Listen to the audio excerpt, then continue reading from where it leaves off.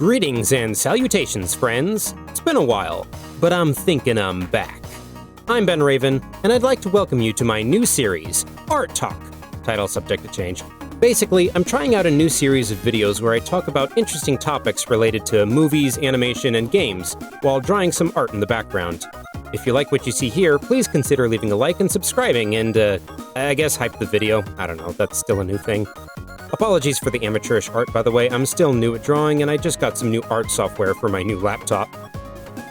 For today's topic of discussion, I'd like to talk about something that's been on my mind for a while now. It's about movie trailers. These short, edited previews giving us just a taste of other movies have been around almost as long as the medium of film itself. Though their ultimate purpose is to advertise, we've come to think of them as art forms in of themselves. And when I was a kid, I loved the hell out of them. Even if I never saw the movies they advertised, they were just a great way to get all excited and hyped up. Just for fun, I would watch the trailers on DVDs and VHS tapes without watching the actual feature. I would think about trailers all the time and imagine my own for all the things I watched. My family loved them so much, my siblings and I came up with fake movies just so we could film trailers for them without actually finishing the movie. One of my favorite movie trailers growing up was the one for the Chronicles of Narnia: Prince Caspian. Say what you want about the movie itself, but I thought that trailer was the most peak thing ever as a kid.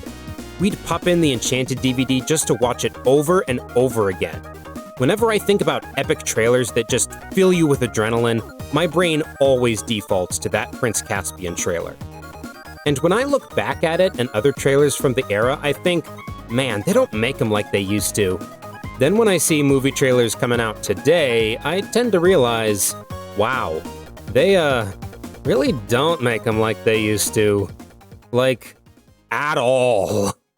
Yeah, movie trailers have changed. And for a long time, I really couldn't nail down as to why.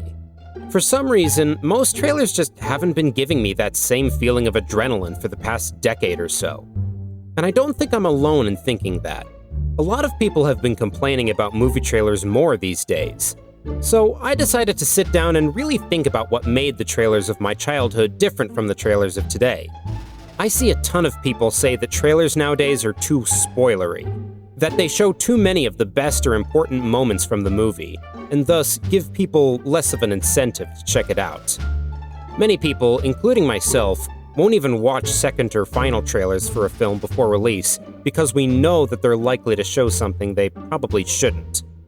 Studios tend to do this in an attempt to get people that weren't sold on a movie by their earlier trailers interested.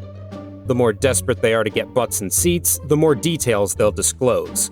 But nowadays, studios are so desperate that even first trailers have started to reveal too much. However, while I do agree that this has become a more common problem recently, it's far from a new one. Audiences have complained about spoilery trailers for decades, and there have been some way more egregious examples over the years.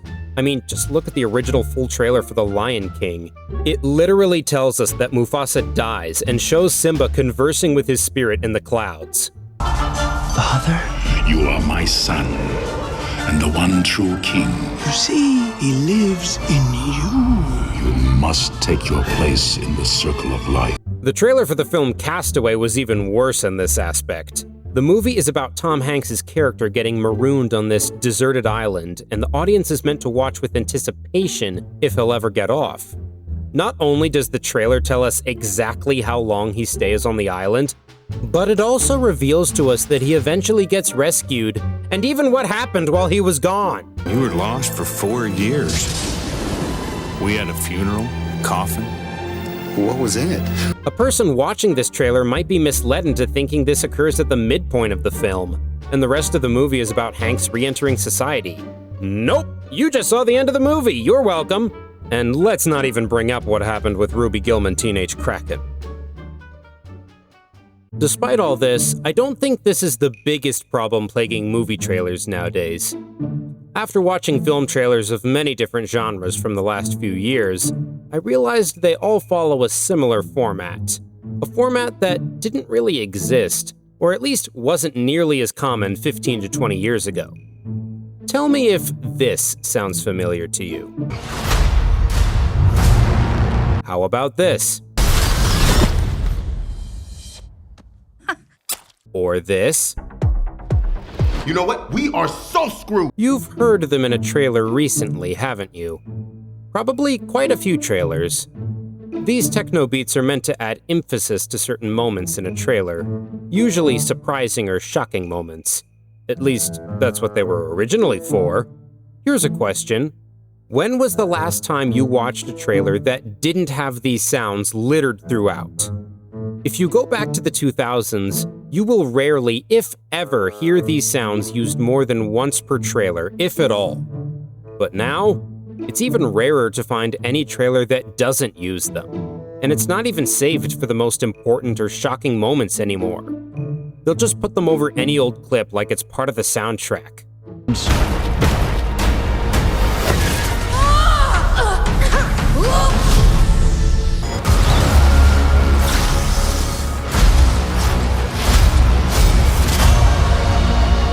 Oh, and don't forget the music cutting out right before some zinger line from one of the characters. This trend has always been pretty common for comedy films, but recently it's been showing up for trailers of all genres. Because we can't have the music interrupting our amazing character dialogue. He is much more impressive than the hedgehog I fought previously. Dude, I'm standing right here. On 3, 1... It's good to be back. You may have started to notice a pattern here. Techno beats, music cuts, mic drop moments, even big spoilery reveals. All of these elements reveal a specific direction for trailers. They feel like they're trying to elicit reactions. And yes, obviously trailers should garner some reaction out of an audience. But I'm talking more like social media reactions. Basically, they feel like they've been specifically designed to get people to point at the screen and pog. Whoa, look at this, look at that! I can't believe that just happened! What? Wow, dude, Pride rock! It's like they've been made to not simply be watched, but to be reacted to by streamers, reaction YouTube channels, and TikTok accounts. I guess it's possible that the techno beats are added for the sake of movie theaters, as those do sound more impactful on a loud bass boost speaker, but on anything else it sounds ridiculous. It feels almost condescending in a way. But despite it being so prevalent in movie trailers today, this one-size-fits-all template practically didn't exist prior to the 2010s. Looking back at the trailer for Prince Caspian, I always felt a much greater sense of epic scale as the trailer builds to its conclusion. No reaction beats or mic drops. The music still changes to what's on screen here and there, but for the most part, especially in the second half, it stays its course and kinda does its own thing. The clips are edited to match the beat, not the other way around.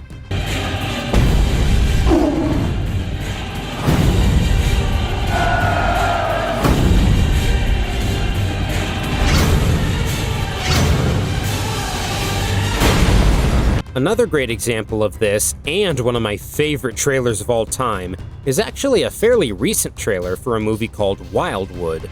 At the time of me making this movie hasn't been released yet, but you can bet that trailer ensured I'd be seeing it opening night. The trailer only has one song, one that's been around for a few years now, and one that wasn't tampered with to change in tone based on what's being shown on screen. It just plays, with clips from the movie edited to match. There's just enough enticing scenes to piece together a plot, but it leaves out enough context to keep people guessing. Minimal dialogue, minimal sound effects, no fancy techno drums or beat drops before zinger lines, just fitting music, playing verbatim, with the clips, building to a natural conclusion. It is pure whimsy. There was a comment someone left on the official Laika upload that made me realize how different this trailer was from most others coming out today, and ultimately inspired me to talk about this in the first place. As a cynical 40-something, this is absolutely how you cut a trailer. They just picked a perfect song and didn't chop it up, add techno beats, and inceptionize it. They just let the song do its work and gave a ton of cool images. It sounds so simple, self-explanatory even, and yet it's so rare in this day and age to have trailers like this one. ones that you can just watch beginning to end as its own piece of art. This isn't a trailer to pause throughout, to react to. It's a trailer to experience. Movie trailers used to be more like the Wildwood trailer. And by that, I don't mean that they all used to use swelling, whimsical music and no dialogue. I mean that they used to be created specifically for the movie that they advertised. Trailers used to be more unique from each other. The style of one would reflect the film style. Everyone has sung the praises of the trailer for the 1979 horror film Alien. Striking visuals that all reflect the setting of the film, looming over the surface of an egg like it's a planet, clips from the movie that build up the tense atmosphere, and a super creepy soundtrack that rises to its climax. It cuts to silence, with a tagline filling the audience with chills. It intrigued audiences with what to expect, including the unexpected. The trailer for the movie Cloverfield is a chaotic incident from the perspective of an ordinary bystander filming a party. It looks like a homemade college drama until the chaotic destruction interrupts the party like a true disaster capture. The studio was so confident in the film, not only did the trailer not reveal the cause of the destruction, but it didn't even reveal the movie's title at the end. Everyone was left wondering what exactly the movie was. An alien invasion film? A Godzilla reboot? Better follow the release closely to find out. Cloverfield was marketed through mystery. And despite me knocking The Lion King's full trailer earlier, its teaser trailer is still talked about as one of the most iconic in film history. Even though it's essentially just the first 5 minutes from the movie. No fast-paced clips, no plot summary, no third-party song or soundtrack. Just the opening number, Circle of Life, unedited. Because that's all they needed. It establishes the film's setting, its atmosphere, and its characters with beautiful visuals and music. It gives the audience just enough to generate interest, and leaves the rest open to speculation. Now, it's true that many of these examples were considered breaking the norm of their time, too. Something else that used to be a lot more common in trailers that has since died out is the epic trailer voice, or trailer narrator. In the tradition of the great Disney animated classics comes our 34th full-length feature film. The end of a man's journey will become the beginning of his life. But when a secret from the past is uncovered, history will be rewritten. This feature is a lot more hit or miss for me. Sometimes it sounded really cool, like the original Lord of the Rings trailer, but sometimes it sounded really derivative and formulaic itself. Again, it was a case-by-case basis on what style a movie's trailer should have, and the best trailers had a style that matched perfectly, even if it wasn't what people considered a normal trailer. Can you really imagine such risks to be taken at all today? Can you imagine Disney releasing a teaser for their next film that's just a 5-minute, unedited sequence from the movie? Can you picture a trailer for an upcoming film where you genuinely couldn't tell what genre it was going to be until it ended? Of course not, because outside of wild exceptions like Wildwood, trailers these days all have to follow a similar template. You gotta have the techno drum beats that emphasize everything. You gotta have the cinematic soundtrack that fluctuates on the chosen clip instead of just letting music be music. Epicify a popular song or nostalgic melody while you're at it. But don't forget to cut it off when we have an epic line read. Why? Because that's what trailers are now. Studios have tried to mix the epic, whimsical, and comedy trailer tropes into a single, one-size-fits-all template. And in my opinion, it's made them derivative, easy to predict, and desperate.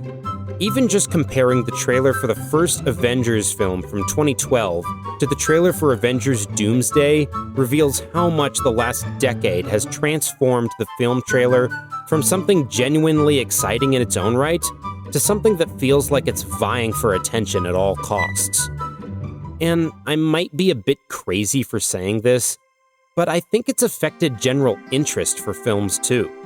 Barring a few exceptions, classic IP-based films have seen a significant deficit in box office success in the last 5 years. And it's the nostalgia-based films that rely on these desperate attention-seeking traits in their trailers the most. Wow, rock, dude. Obviously, a good film can find success on good word of mouth alone, but an effective trailer can do so much heavy lifting. Film trailers aren't just ads. They should be art forms in of themselves. Art forms that generate excitement, that make people look at movies they have never heard of before and say, man, I want to see that. If you're making a movie and are thinking about editing a trailer for it, don't just rely on popular, tested templates or copy the works of others hoping for similar results. Really think about your audience and what makes your film appealing. Play into those strengths. Experiment. See what gets people hooked. In a market of unlimited options, it's more important than ever to stand out from the crowd. Let people know what makes your option worthwhile. And that's all I have for today's video. Thank you all for making it to the end. This is just how I feel about trailers right now. I don't know if it's just a generational thing. I just really wanted to offer my thoughts on this. Please tell me in the comments what your favorite trailer for a movie or series is and why. Do you think film trailers have gotten better or worse over the years?